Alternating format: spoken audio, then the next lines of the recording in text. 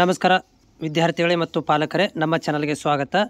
ಈಗಾಗಲೇ ಮೊರಾರ್ಜಿ ದೇಸಾಯಿಯ 4ನೇ ಸುತ್ತಿನ ಒಂದು ಆಯ್ಕೆ ಪಟ್ಟಿಯನ್ನು ಬಿಡುಗಡೆ ಮಾಡಿರುವಂಥದ್ದು ನಿನ್ನೆ.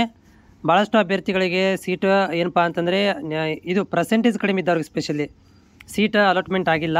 ಯಾಕಂದರೆ ನಾನು ನಿಮಗೆ ಮೊದಲೇ ಹೇಳಿದ್ದೆ, ಏನು 3ನೇ ಸುತ್ತಲ್ಲಿ ಅಥವಾ 2ನೇ ಸುತ್ತಲ್ಲಿ ಉಳಿದಿರ್ತಾವೆ ಸೀಟ್ಗಳನ್ನು, ಅವುಗಳನ್ನು ಮಾತ್ರ ಇಲ್ಲಿ ಹಂಚಿಕೆ ಮಾಡ್ತಾರೆ.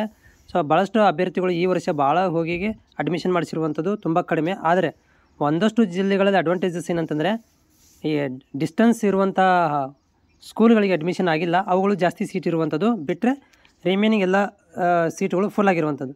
ಈ ವಿಡಿಯೋದಲ್ಲಿ ನಾನು ಗದಗ ಜಿಲ್ಲೆಯ ನೀವು ಮನವಿ ಮಾಡಿದ್ರಿ ಯಾರೋ ಒಂದು ಅಭ್ಯರ್ಥಿಗಳು ಗದಗ ಜಿಲ್ಲೆಯದ್ದು ನಮ್ಗೆ PDF ತೋರಿಸಿರಿ ಅಂತೇಳಿ. ಸೊ ನಾನು ಇದು ಗದಗ ಜಿಲ್ಲೆಗೆ PDF ಓಪನ್ ಮಾಡ್ತಾ ಇದ್ದೇನೆ. ಓಕೆ, ಸೊ ಇಲ್ಲಿ ನೋಡ್ತಾ ಇದ್ದೀರಿ, ಇದು ಗದಗ ಜಿಲ್ಲೆಯದ್ದು. ಸೊ ಗದಗ ಜಿಲ್ಲೆಯ PDF ಇಲ್ಲಿ ನಿಮ್ಮ ಮಗುವಿನ ಹೆಸರಿದೆಯಾ ಅಂತ ನೋಡ್ತಾ ಹೋಗಿ. ಓಕೆನಾ. ಸೊ ಇದರಲ್ಲಿ ನಿಮ್ಮ ಮಗುವಿನ ಹೆಸರಿದ್ದರೆ ನೀವು ಏನು ಮಾಡ್ಬೋದು ಅಂತಂದರೆ ಹೋಗಿ ಅಡ್ಮಿಷನನ್ನು ತೊಗೋಬೋದು. ಆಮೇಲೆ ಗದಗ ಜಿಲ್ಲೆ ನೆನಪಿರಲಿ, ಭಾಳಷ್ಟು ಸೀಟುಗಳು ಇಲ್ಲ. ಗದಗ ಜಿಲ್ಲೆಯಲ್ಲಿ ಸ್ಪೆಷಲಿ ತುಂಬ ಕಡಿಮೆ ಸೀಟುಗಳನ್ನು ಇಲ್ಲಿ ಹಂಚಿಕೆ ಮಾಡಿರುವಂಥದ್ದು. ಆಮೇಲೆ ಏನಂತಂದರೆ ಕಟ್ ಆಫ್ ಕೂಡ ತುಂಬ ಕಡಿಮೆ ಆಗಿದೆ ಅಭ್ಯರ್ಥಿಗಳದ್ದು.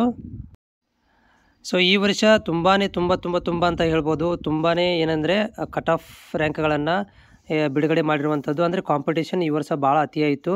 ಹೀಗಾಗಿ ಭಾಳಷ್ಟು ವಿದ್ಯಾರ್ಥಿಗಳು 10,000 ಮೇಲಿರುವಂಥ ಅಭ್ಯರ್ಥಿಗಳಿಗೆ ಈ ವರ್ಷ ಸೀಟು ಕೂಡ ಸಿಕ್ಕಿಲ್ಲ. ಬಟ್ SC ST ಅಭ್ಯರ್ಥಿಗಳಿಗೆ ಅಡ್ವಾಂಟೇಜಸ್ ಇದೆ. ಯಾಕಂದರೆ ಅವ್ರು 10,000 ಮೇಲೆ ಇದ್ದರೂ ಕೂಡ ಸೀಟ್ ಸಿಕ್ಕಿದೆ.